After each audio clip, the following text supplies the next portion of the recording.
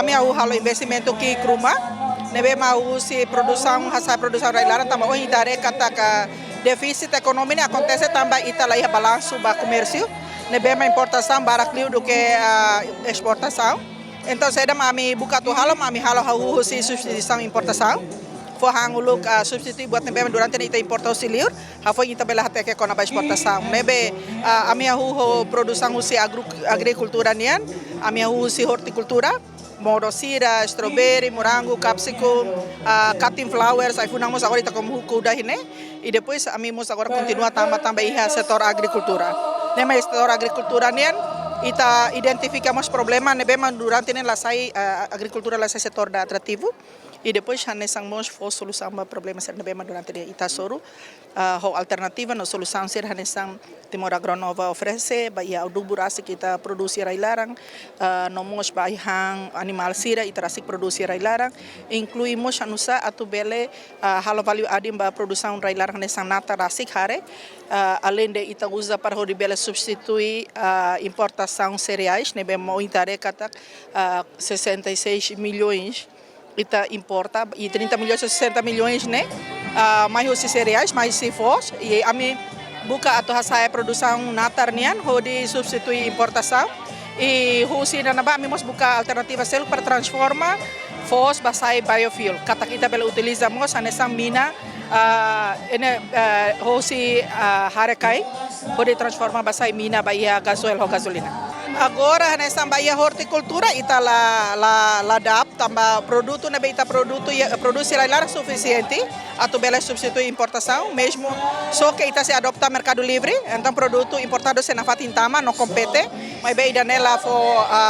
la hamate a minha vontade me continua cuidar na fati o produto horticultura ita la narceda floricultura começa a sair bahia agricultura ita nia be dificuldade macrai de também ita la cuida ita la cuida la lehan ami precisa natar bot para bele suficiente produz quantidade bot nebe ami tama na proposta ba governo para bele retam 25.000 hectares se ho 25.000 hectares ami bela garante 2028 ita bele surplus fos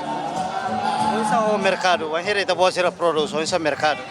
mercado ami se usi mercado railaran rasik tambah produto nebe ita produz orgânico então ita ni sona ita ni market kata kita ni produto lá compete o produto estrangeiro mas be produto itania bela também mercado honis market ida nesang orgânico então total production itanian ita concentra bahia orgânico